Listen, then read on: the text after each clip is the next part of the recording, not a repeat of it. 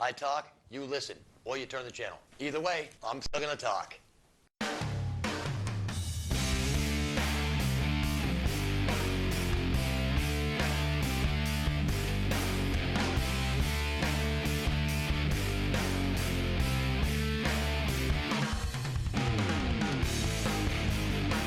I'm still talking.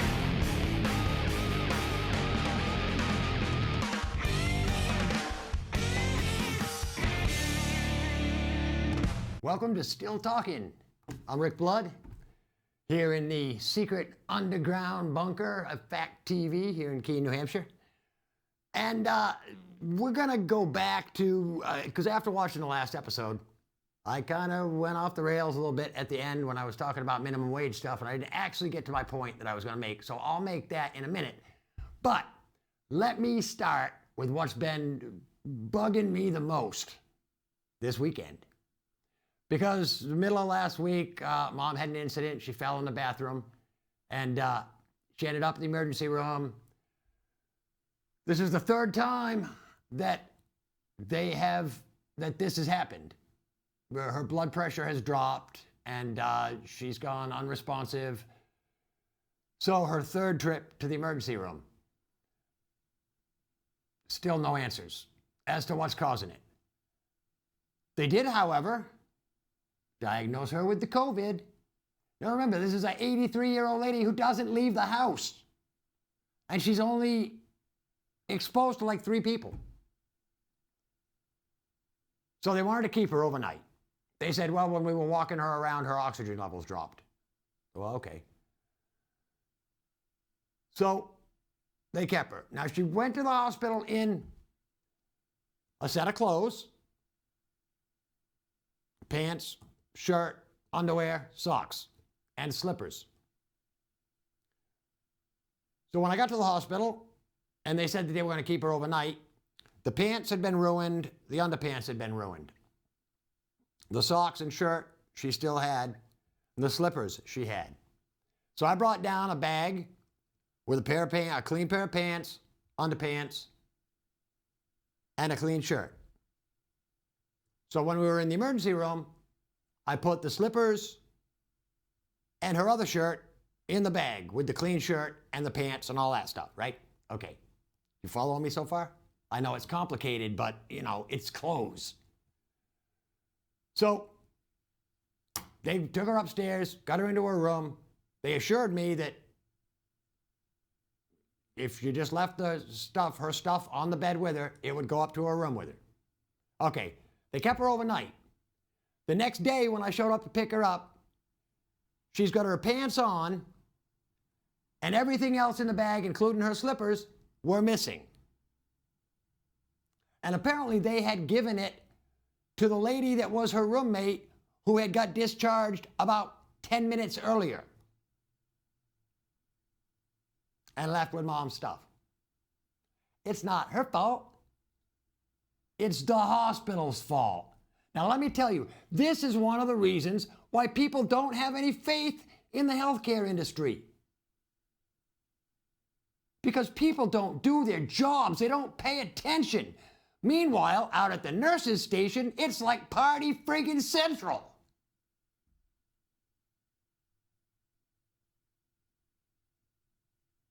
You don't get a job like that to meet people and act like it's a singles bar.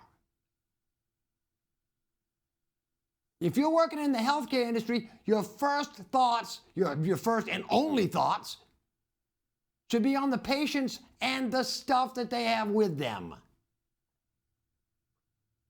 If they can't take care of a small bag of clothes, how the hell can they take care of somebody's health?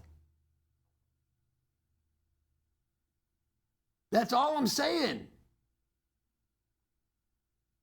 And it's gone downhill for years.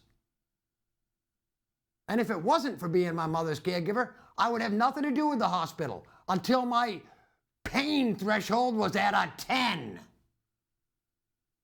And anytime I've ever gone into the hospital because something's been wrong, that's when I go to see the doctor, when something's wrong. I don't go when I'm healthy because he'll tell me something's wrong. That's the only way he makes money. Doctors and the healthcare system make no money if you're healthy. Remember that. So, it just irks me. So I had to go out and buy Mom some new shirts and some new underpants and socks and a new pair of slippers. And because she's 83 and she has dementia, she doesn't go and shop for herself. It's hard. So, oh man, and not to mention, the bills. Oh, sure, they'll still bill you. And when I mentioned it, I had a follow-up call from one of the nurse people there from the hospital. I'm not sure exactly who she was, case manager or whatever. And I mentioned to her I wasn't thrilled with the hospital and told her what happened. She says, oh, well, you can call patient relations. You have the patient relations number, don't you? And I'm like, patient relations, I'm going to get, oh, we're so sorry, nothing we can do about it. Yeah, I don't need to waste my time with patient relations. I do a TV show. So here you go, Dartmouth, Hitchcock, Keene. Hats off to your incompetence. You drive me friggin' nuts. And on top of that, Mom's primary care physician is now moving to a different place. I'm not going to argue because, it's closer to the house. But still, over the past 2 years that I've been taking care of my mom, her primary care physician retired and she got a new one. Her diabetic person that handles all her diabetic stuff retired. We got a new person. Her podiatrist retired. Remember, this is a woman with diabetes. Her podiatrist retired from the hospital, who used to do a fantastic job. Dr. Fashada, one of the best. When he retired, she hasn't been given a new foot doctor since he retired. And to me, that's kind of dangerous for a person with diabetes. I don't know. It just, God, it makes me crazy. If you get hired to do a job, you do your damn job, you pay attention, you do the job to the best of your abilities. And if that's the best of their abilities, I'm not buying it. They don't deserve the money they're making. All right. Runs me into my next subject, which is work ethic in general. And the last time we were together, and I was talking about how minimum wage irks me, I went off onto a tangent about, you're the half of the equation when it comes to getting a job. The employer is one half and you're the other half, and you can say you don't want to take a job because of any certain reason you want. But it's your choice. Now, minimum wage, on the other hand, there's a law that says a business can't hire somebody for less than what minimum wage is. And to me, that's stupid. That shouldn't be up to, that shouldn't be up to the company, and it shouldn't be up to the government. That should be up to the worker. Again, if I get a job doing something I hate, I'm going to want a lot more money per hour than if I'm doing a job that I love. If I've got a job that I love, and for you long watchers of Unfiltered, you'll know, when I worked for Cheshire TV, that was like my dream job. And I would do that job for half of what they were paying me. I mean, granted, don't get me wrong, I can be greedy, but I want to make the amount of money just for the stuff that I need and I want, you know? I don't want to be a millionaire or a billionaire. There's too many headaches. And besides, they say the more affluent you are, the higher you are as a suicide risk. Yeah. Yeah, because money doesn't solve problems. Money just brings on more problems. Too much money does. So, anyway, minimum wage should be up to the employee. I mean, there's no backlash when people volunteer to work for nothing. So why not somebody that says, you know, I'll work for you for $4 an hour, or I'll work for you for $6 an hour. Or if you want me to do that, you're going to have to pay me $30 an hour. You know, it's all, again, we are individual people. We all have different needs. We all have different wants. But it should be up to you to figure out which way you're going to go. I mean, hell, if I can undercut a competitor in the workforce just by saying I'll work for $1 less than him, guess what? You know, I'll have the job and he won't. It's that simple, you know, or it should be that simple. I mean, during the winter, I snow blow some driveways around Tanglewood. You know, for some of the older folks, and a lot of my neighbors are fixed income, retired people, older folks that can't get out and do the stuff that they used to do. I'll go over and snow blow their driveway. They'll say, well, how much do you want for that? I'll say, don't worry about it. You know? I mean, you do what you do. Some people would go, hey, do you want to get snow blowed out? $20. I could do that. You know, I might make a killing charging these old people money because they can't shovel their driveway and they depend on somebody else to do it.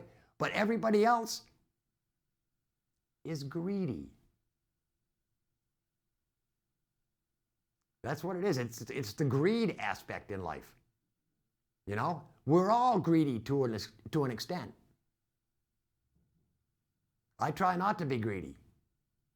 I mean, I've got certain things in my life that I like to do. I just want to finance that. You know, and it's nothing, you know, it's not trips around the world. It's not fancy cruises and you know, 5-star restaurants.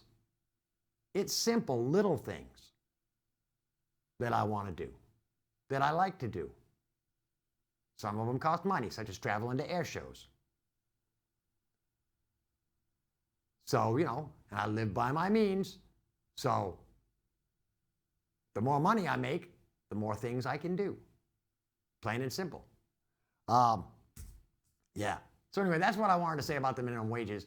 It shouldn't be up to the government what a company pays you. It should be between you and the company. Yeah. I mean, you know, there is no slavery anymore other than taxes. You have to, if you work, you have to give the government money, which you're basically a slave to the government, who keeps saying that slavery is bad. Remember that. I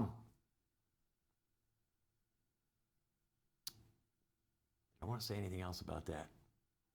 No. Not really. A lot of it has to do with work ethic. Nobody wants to pay you $15, $20 an hour if you're going to stand in the damn shop looking at your cell phone all day. And yes, that happens. Some of these younger kids, you can't take their cell phone away from them for a minute. You know? And there should be rules. In the workplace, cell phones go in a big basket far away from the production. That way, you concentrate on your damn job. After all, that's what they're paying you for. They're paying you for your job and your time and your service and what you get done. Oh, I remember piecework so well. Making little itty bitty parts in a machine shop for 2 cents a piece. And you got to pump out a lot of friggin' parts to pay the rent. Yeah, mind-numbing work. That's why I went, this is not for me. So, all right, what else has been in the news these days? Well, we didn't do a show last week because somebody here at Fact TV forgot to tell me that they were closed on Columbus Day. Columbus? Josh, was it Columbus Day? Or were you celebrating? It was some kind of holiday. Okay. Hold on, I'll look it up. It was like the, whatever it is. I always used to call it Columbus Day, but now it's something different. Indigenous Peoples Day. So it's Columbus/Indigenous Peoples Day. Which sounds funny, doesn't it? The truth is Columbus never slashed anybody. You know, Columbus didn't kill any indigenous peoples. He didn't even come to America. So, Columbus Day, whatever you want to call it, to me, just another damn holiday so that people don't have to work. You know? Again, it's the whole work ethic thing. We've got 47 damn holidays in a year. For what? So that you don't have to go to work. Now imagine if you worked those 47 days, just where our production could be. We'd be much better off. So anyway, so we didn't do a show last week because of Columbus Day / Native American Day. Just so you know. Indigenous Peoples Day. Okay, yeah. Is that what you guys celebrated, or did you do Columbus Day? I've always called it Columbus Day. Okay. I don't even know what Indigenous Peoples Day means. It means, you know, they were here long before us. We kind of kicked them out, kind of, sort of. But we weren't the first people to kill indigenous people. Indigenous people were killing indigenous people long before we got here. Yeah. We got here, and when we wanted to expand, because, of course, lots of us came, and there wasn't enough land right there, you know, in Massachusetts. So we had to spread our wings. We had to take over the whole continent. And I believe we killed most of them because they wouldn't speak English. And we were an English-speaking people. Anyway, now we've got them on reservations somewhere, so it's still basically the same thing. And we don't care about them. Unless you're out there living with them, you know. And then, you know, I've got a lot of native people that are good friends of mine. Some in New Mexico, some in Arizona. I met a lot of them while I was driving truck. Even some in Maine. There's an indigenous tribe in Maine up there in Eastport where I used to go every year for Pirate Fest. And it's funny to see Native Americans dressing up like pirates. Maybe it's just me. Geez, what? That's pretty funny. Thanks, Josh. I've been working on that for like a whole minute.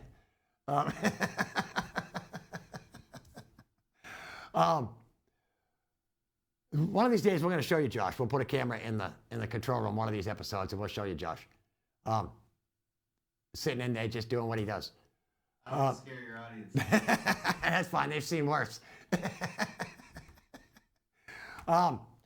Geez, what else? It seems to me there's something else in the news that's going on. Oh, yeah. The huge war in Israel now. We're past the blue and yellow stuff. Take the blue and yellow down. Time to put up the white and blue, which is Israel's colors.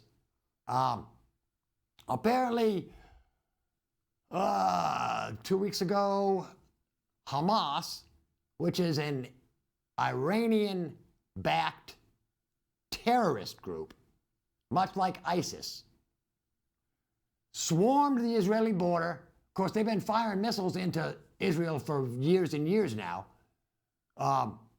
They swarmed into Israel went into people's houses, killed babies, old people, beheadings, burning people alive, took a crap load of hostages back into Gaza, which is a little Palestinian state that's been carved out, that everybody says Israel attacks regularly, but I don't think they do. So Hamas came in because Hamas runs Gaza. For some reason, they got elected into power by the Palestinians. Now, the Middle East is a tough place because it all centers around the major religions. And this isn't so much government type war as it is religious war. Muslims hate the Jews. Arabs hate the Jews, because their religion and the Jewish religion and the Christian religion, basically every religion in the world besides the Far East religions, have an origin in the Middle East. Which kind of makes you think, maybe it is only one God. All the stories lead back to the same place. All of them. No matter what your beliefs are or who your God is, everything tracks back to the same place, geographically. So, I'm not any type of scholar or mental gymnast or anything, so, don't take my word on it. Study up if you want to study up. If you've got that much time, but you're going to be looking back 2,000 years, at least. Because like the indigenous peoples, the people in the Middle East have been killing each other long before any of us were even thought of. And that's just the way that it has been. So Israel is going to strike back at Hamas. Meanwhile, Iran keeps saying if Israel attacks Gaza, they're going to step in and get involved with their other terrorist groups in the area because their slogans are death to Israel, death to America. And then I see all these protests and stuff that back Hamas and the Palestinian people. And I look at some of the video that comes across the airwaves and stuff in these videos, and there are a lot of very left-leaning people, including one of our own congresswomen, Rashida Tlaib, I believe, who's got the Palestinian flag outside of her office right next to a rainbow flag. Now let me tell you, if you went to Gaza or an Arab state and waved a pride flag, they would kill you. They wouldn't care if you support them or not. You're gay, you're trans, they would kill you. They would hang you, they would throw you off a tall building, they would stone you, and not in the fun kind of stone way.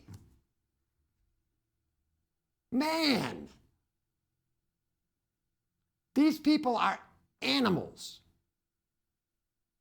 the only way they get to their heaven is by killing us. Which is a huge shift from the way we believe the only way we get to heaven is by doing good and helping people. And that's the way it should be. And let me tell you the truth, people. Here in the United States, we do not have the stomach for war. I'll tell you right now, as a veteran who served in the Navy, 1979 and 80, I was in the Mediterranean. And we were headed to the Eastern Mediterranean because Iran had taken 163 hostages of ours, something like that. A whole bunch of hostages anyway that Iran took back in 79 when Carter was president. And, you know, we were fired up. We were getting ready to go to war. And we were headed to the Eastern Mediterranean and we were ready. You know, and we should have taken care of it then. But we don't have the stomach for war. War means dead civilians because civilians don't cause wars. Governments and leaders cause wars. And, you know, my time's starting to run down, so we're probably going to carry this into next week because I'm pretty sure the war is still going to be going on next week. Maybe there'll be some developments. Israel hasn't started the ground war yet. But they have vowed to go in and root out every single one of the Hamas members and put them to death. And we should be doing the same because they killed Americans too. And we should be on Iran. And Lindsey Graham said he thinks that if Iran ramps this thing up, we should bomb their oil refineries. And yeah, I believe we should bomb their oil refineries and their nuclear capabilities. Yeah, whether it's us or whether it's Israel, because Israel has a badass military as well. And, you know, we're going to find out over the next month or 2 months or year or however long this thing takes. But Israel has vowed not to stop, and they shouldn't have to stop. So, anyway, I believe my time's running out, and I'm just waiting for Josh's signal for the, 5-second countdown or whatever. But, it's time. I'm Rick Blood. This is Still Talking. Until next week, peace.